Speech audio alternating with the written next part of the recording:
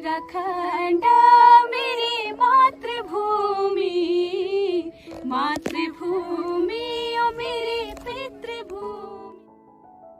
उत्तराखंड की संस्कृति में लोक नृत्य, लोक कला और लोकगीत शामिल हैं। आज की पीढ़ी अपनी पहाड़ी संस्कृति से दूर हो रही है, लेकिन कई लोग पहाड़ की संस्कृति को बचाने के लिए काम कर रहे हैं। ऐसी ही उत्तराखंड की उप्रेती सिस्टर्स, जिन्हें पहाड़ की स्वराग्नि भी कहा जाता उत्तराखंड की है, बेटियां क्षेत्र में जो है अपना नाम रोशन कर चुकी है और इसी के साथ ही देवभूमि उत्तराखंड का नाम भी रोशन कर चुकी हैं। अगर बात करें सुरों की, तो सुरों की दुनिया में भी हमारी उत्तराखंड की बेटियों ने अपना जलवा बिखेरा है और उन्हीं में से एक हैं स्वराग्नि के नाम से मशहूर उप्रेती सिस्टर्स। तो आज हम उनसे बात करेंगे। तो सबसे पहले मैम आपसे जानेंगे कि किस तरह से जो है ये सफ़र शुरू हुआ। उप्रेती सिस्टर्स की अगर बात करें, ये स्वर्ण नगरी का जो ये सफ़र था कहाँ से शुरू हुआ? हम दोनों बहनें, मैं नीरजा उप्रेती और मेरी दीदी ज्योति उप्रेती सती। दीदी तो संगीत से बचपन से ही जुड़ी हुई हैं और संगीत हमारे परिवार में ही एक बोल सकते एक अंग है हम लोगों का। तो दीदी तो ग्रेडेड आर्टिस्ट और ऑल इंडिया रेडियो और दूरदर्शन की, लेकिन संगीत फिर भी साथ साथ चल रहा था और मैं दीदी के साथ दूरदर्शन के प्रोग्राम्स में जाती थी, बाकी प्रोग्राम्स में जाती थी। But as a Upreti sisters हम लोगों ने कोविड के टाइम से शुरू किया। बाकी मैं आगे की यात्रा दीदी से बोलूँगी, चाहूँगी कि वो आगे की यात्रा बताए हमारी। बिल्कुल। ज्योति जी, आपसे जानना चाहेंगे कि जैसे कोविड काल में बहुत ज़्यादा नेगेटिव हो गए थे लोग, तो संगीत को किस तरह से आपने एक तरह से एक माध्यम बनाया कि लोग जो है लोगों के अंदर पॉजिटिविटी आए? हमारे वेद ग्रंथ हमको हमेशा जीवन की राह सिखाते हैं। हमारे शास्त्र में भी बोला गया कि साहित्य संगीत कला विहीन, साक्षात पशुपुच्छ विषाणहीन। तो जब चारों तरफ हमारे नकारात्मकता होती है, कुछ ऐसी आपदाएं आती हैं जिससे हम हताश हो जाते हैं, निराश हो जाते हैं, तो कहीं ना कहीं हमें लगता है कि हम बिल्कुल थक गए हैं, कुछ कर नहीं सकते। यही कोरोना काल में भी हुआ था। जैसे कि नीरजा ने बताया कि संगीत हमारे परिवार का एक अभिन्न अंग है और हमारी अंतरात्मा तक बसा हुआ है। तो पहले मैं गाती थी, एक संगीत शिक्षिका भी थी और गुनगुनाती थी। तो नीरजा मेरे साथ दूरदर्शन में हर कार्यक्रम में, हम दोनों बहनें उप्रेती सिस्टर्स के नाम से नहीं, बट ज्योति उप्रेती सती और नीरजा उप्रेती के नाम से गाते थे। जब कोरोना काल में चारों तरफ हाहाकार मचा हुआ था, लोग बहुत परेशान थे, किसी को कोई उम्मीद की किरण नहीं लग रही थी, लोगों के अपने लोग जा रहे थे छोड़ छोड़ के। तो हमें लगा कि कुछ तो ऐसा करा जाए कि जिससे लोगों के बीच में एक उम्मीद की किरण जागे।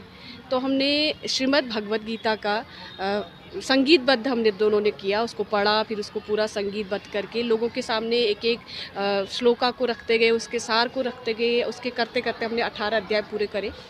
यहीं से वो ईश्वर का कुछ आशीर्वाद था कि वो जो ज्योति उप्रेती सती, नीरजा उप्रेती गाती थी, वो मिक्स होकर हो गई उप्रेती सिस्टर्स।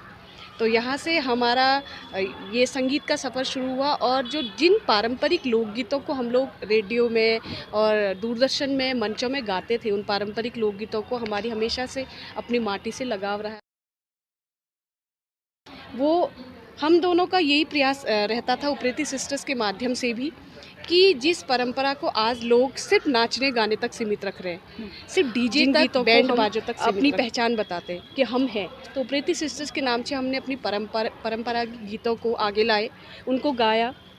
और अभी भी नीरजा और मैं आपस में बात करते रहते हैं कि हम दोनों बहनें अपने संस्कृति को कैसे आगे बढ़ाएं और कैसे उसको पूरे विश्व पटल पर फैलाएं, उत्तराखंड की संस्कृति को अपनी भारत की संस्कृति को।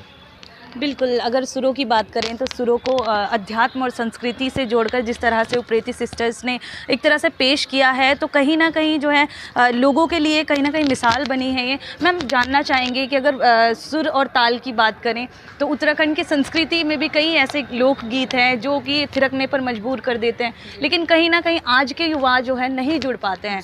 तो ऐसे में किस तरह के प्रयोग किए जाने चाहिए? पहले तो सबसे पहले हम लोगों को ये जानना ज़रूरी है कि हमारा लोकगीत है क्या, हमारी संस्कृति, हमारी परंपराएं क्या है। हम सिर्फ शब्द को सुन के, सिर्फ परंपरा शब्द सुन के हम कुछ भी परोस रहे हैं आज। हम लोक गीत बोल के हम कुछ भी परोस रहे हैं। लोगों को ये नहीं पता लोकगीत का मतलब क्या है। आप आज बैठ के कोई गीत लिख रहे हैं, आप उसको लोकगीत नहीं कह सकते हैं। पहले अगर आप कोई चीज़ अपनी जनता के सामने परोसना चाहते हैं, कोई भी आप एक्सपेरिमेंट करना चाहते हैं अपने म्यूज़िक के साथ, अपने फूड के साथ, तो पहले उसकी शुद्धता को पहचानना बहुत ज़रूरी है कि एक्चुअल में वो चीज़ है क्या। तो हम हमेशा यही कोशिश करते हैं और उसके लिए आपको अपनी माटी से जुड़ना पड़ेगा। वो कैसे जुड़ना पड़ेगा? आपको उन लोगों से जाके मिलना पड़ेगा जो इन चीज़ों से जुड़े हुए हैं। मतलब जो आज की जो पीढ़ी है वो ज़्यादातर शहरों की तरफ भाग रही है, एक पश्चिमी संस्कृति जो है उसकी तरफ भाग रही है।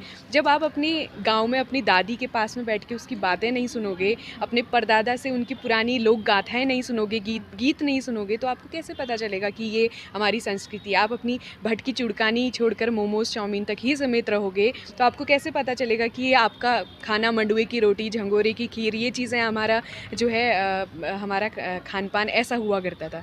तो हमारी कोशिश यही है कि पहले हम शुद्धता को ढूंढें, उससे जुड़ें, उसके बाद कोई एक्सपेरिमेंट करें। बिल्कुल, किसी भी संस्कृति को जानने के लिए बड़े बूढ़ों से जुड़ना बहुत ज़रूरी है, ज़मीन से जुड़ना बहुत ज़रूरी है। जिस तरह से उप्रेती सिस्टर्स काम कर रही हैं उत्तराखंड की संस्कृति को बचाने के लिए और सुरों के माध्यम से लोगों को समझाने की कोशिश कर रही हैं कि किस तरह से जो है हमारी संस्कृति जो है काफ़ी ज़्यादा हमारे लिए महत्वपूर्ण है। तो इस तरह से ही हमें जो है संस्कृति से जुड़ना होगा। देहरादून से मैं हिना आज़मी, न्यूज़ 18 लोकल के लिए।